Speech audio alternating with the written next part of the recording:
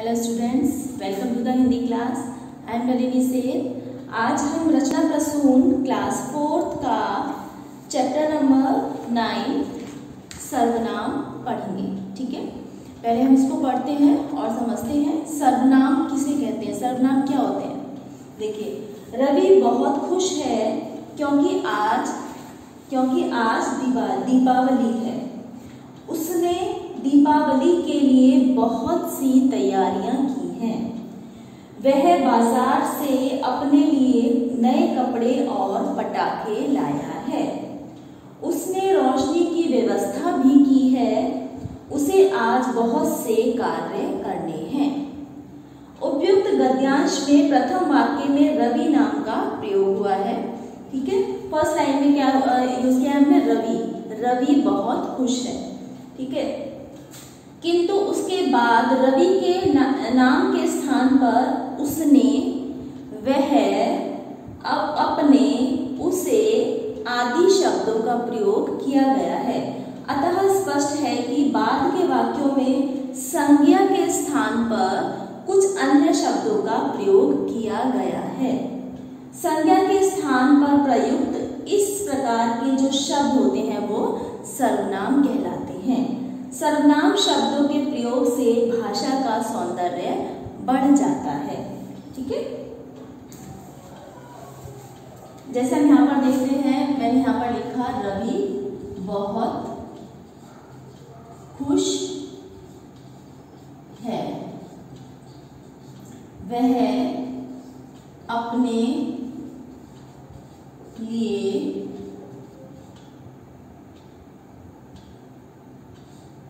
बाजार से पटाखे लाया। अब देखिए, हमने यहाँ पे क्या पढ़ा था कि जो शब्द संज्ञा के स्थान पर प्रयोग किए जाते हैं वो सर्वनाम कहलाते हैं। जो शब्द संज्ञा के स्थान पर प्रयोग किए जाते हैं वो सर्वनाम कहलाते हैं। संज्ञा क्या होता है, नाम को संज्ञा कहते हैं हम। ठीक है, जैसे यहाँ पर है रवि बहुत खुश है। किसी प्राणी, वस्तु, स्थान या भाव के नाम को हम संज्ञा कहते हैं। जैसे यहाँ रवि बहुत खुश है, तो ये क्या है, संज्ञा। अब हमने सेकंड सेंटेंस में देखिए, वह अपने लिए बाजार से पटाखे लाया। यहाँ पर हमने यूज किया वह अपने, तो हमने यहाँ पर दोबारा से रवि का नाम ना लिख के उसकी जगह हमने यहाँ पर यूज किया वह। तो वह क्या हो गया है, सर्वनाम। संज्ञा के स्थान पर प्रयोग किए जाने वाले शब्द सर्वनाम कहलाते हैं। ठीक है, तो जो शब्द संज्ञा के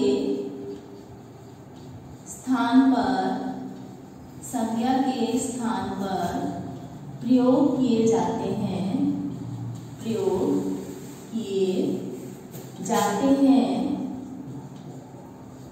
उन्हें क्या कहते हैं हम, उन्हें सर्वनाम कहते हैं, या वे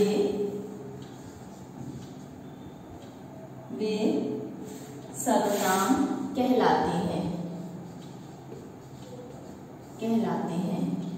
ठीक है, हमने रवि की जगह में यहाँ पर वह यूज किया, वह अपने लिए बाजार से पटाखे लाया। तो जो शब्द संज्ञा के स्थान पर प्रयोग किए जाते हैं वे सर्वनाम कहलाते हैं। ठीक है, जैसे मैं, तुम, वह, वे, उसका, हम, उसने, उनको आदि। ठीक है, अब देखते हैं सर्वनाम के भेद, काइंड्स ऑफ प्रोनाउन। सर्वनाम के 6 भेद होते हैं, 6 प्रकार के होते हैं। कौन कौन से? फर्स्ट है सर्वनाम के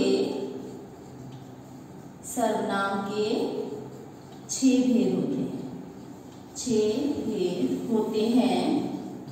फर्स्ट है पुरुषवाचक। सेकेंड निश्चयवाचक। थर्ड अनिश्चयवाचक।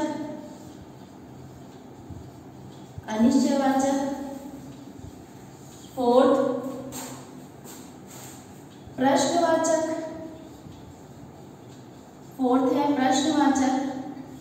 फिफ्थ निजवाचक। और नंबर 6 है संबंधवाचक। Number 6 is संबंधवाचक। ठीक है, तो सर्वनाम के 6 भेद होते हैं, पुरुषवाचक, पुरुषवाचक, निश्चयवाचक, अनिश्चयवाचक, प्रश्नवाचक, निजवाचक और संबंधवाचक। तो सबसे पहले हम देखते हैं पुरुषवाचक किसे कहते हैं। जिन सर्वनाम शब्दों का प्रयोग बोलने वाले, सुनने वाले तथा किसी अन्य व्यक्ति के लिए किया जाता है वो पुरुषवाचक सर्वनाम कहलाते हैं।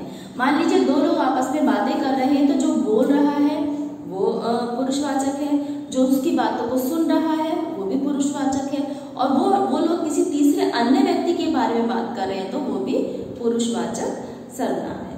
जैसे मैं, हम, मेरा, हमारा, तुम, आप, आपका, वह, वे, उसका, उनका आदि।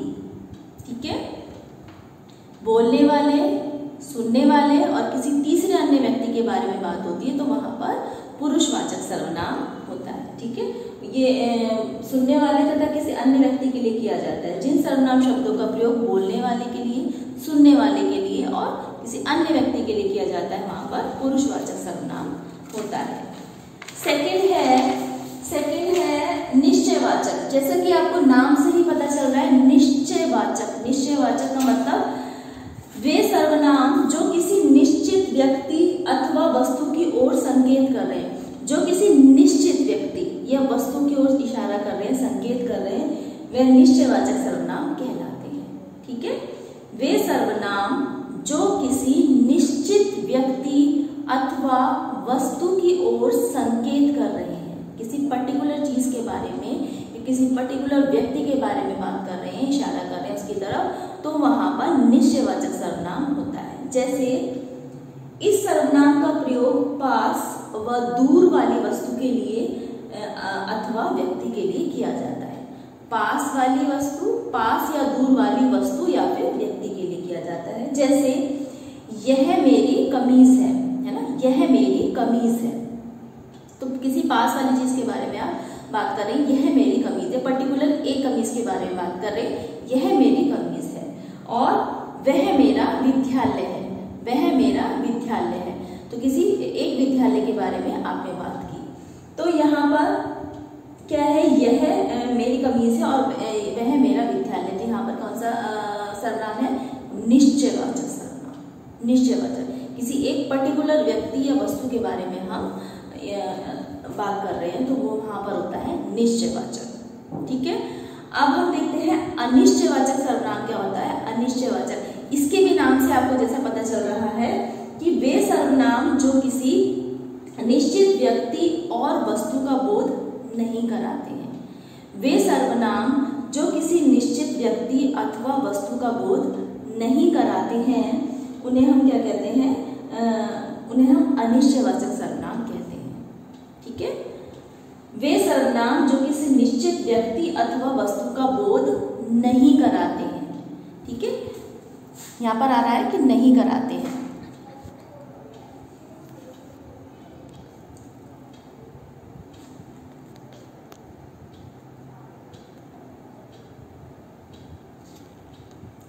जैसे कि आपको नाम से पता चल रहा है अनिश्चयवाचक, वे सर्वनाम जो किसी निश्चित व्यक्ति अथवा वस्तु का बोध नहीं कराते हैं वहां पर होता है अनिश्चयवाचक। अनिश्चितता होती है, वहां पे कुछ भी निश्चित नहीं होता है। जैसे कोई बुला रहा है, कोई बुला रहा है, कोई मतलब हमें नहीं पता कौन बुला रहा है, कोई बुला रहा है। और दाल में कुछ गिर गया है, दाल में कुछ गिर गया है, वो भी हमें नहीं पता कि क्या गिर गया है। ठीक है, तो यहाँ पर कुछ भी निश्चित नहीं है।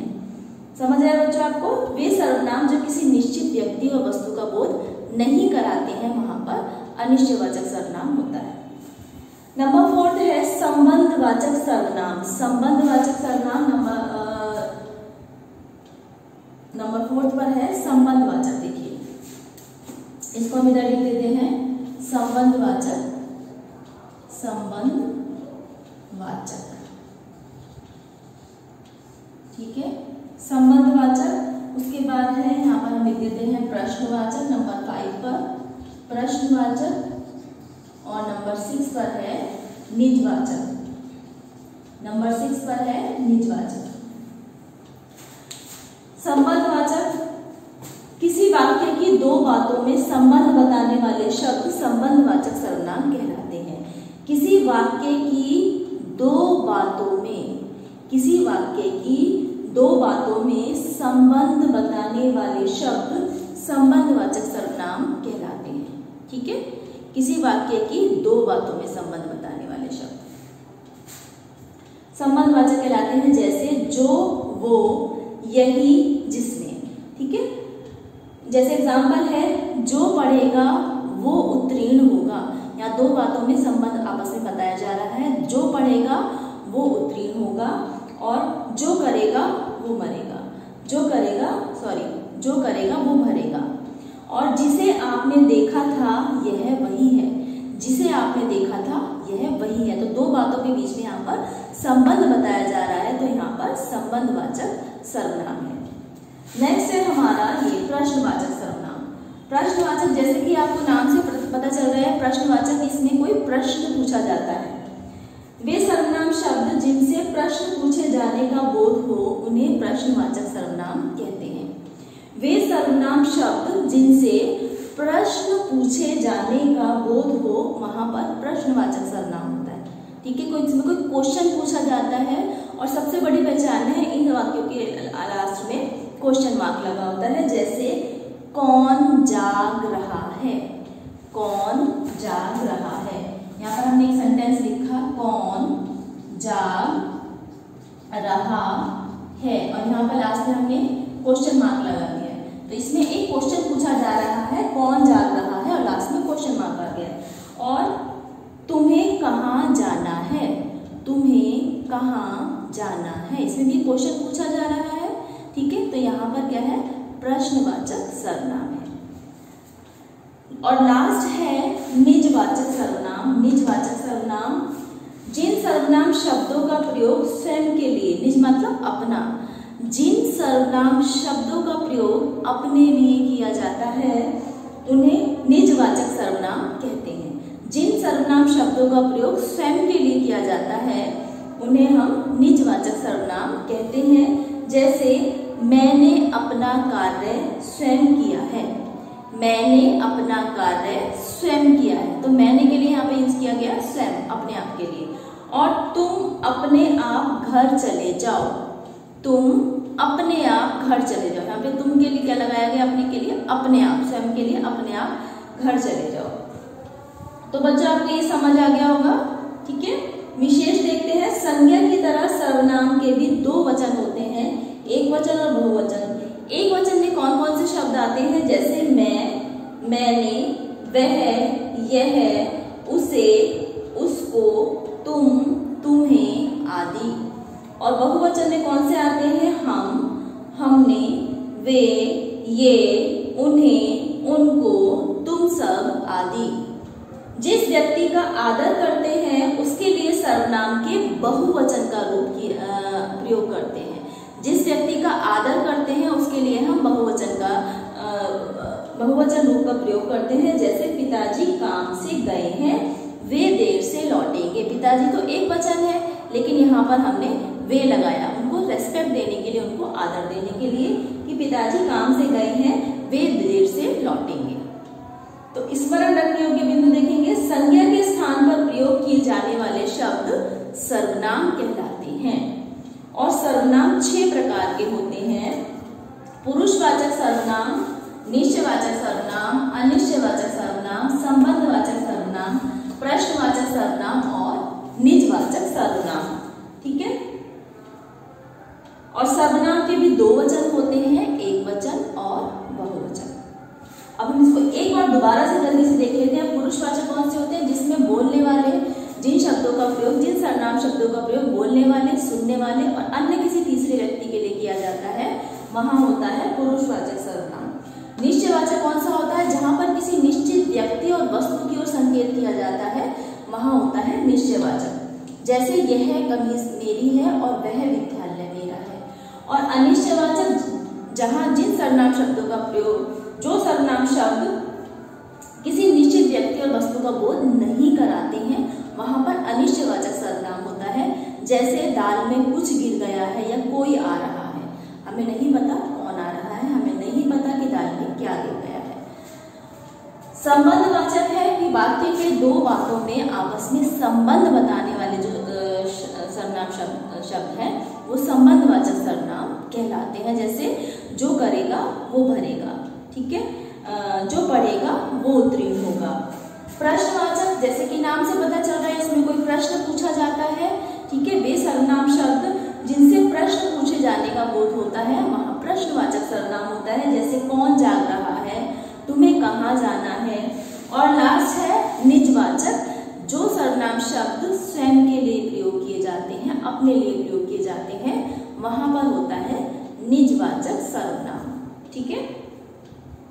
जैसे मैंने अपना काम स्वयं कर लिया है, या तुम अपने आप घर चले जाओ। और इनके सर्वनाम के भी ना दो वचन होते हैं, एक वचन और बहुवचन, ठीक है। जैसे मैं, तुम, तू, वह, उसने, उसको, ये एक वचन है, और बहुवचन है हम, हमने, वे, उन्हें, उनको, ये सब है बहुवचन। तो आपको बच्चों ये चैप्टर समझ आ गया होगा, ठीक है। इसको अच्छे से ध्यान से इसको रीड करेंगे, पढ़ेंगे और समझेंगे, यही आपका होमवर्क है। और नेक्स्ट एक्सरसाइज में हम इसकी नेक्स्ट वीडियो में हम इसकी एक्सरसाइजेस डिस्कस करेंगे। Thank you so much.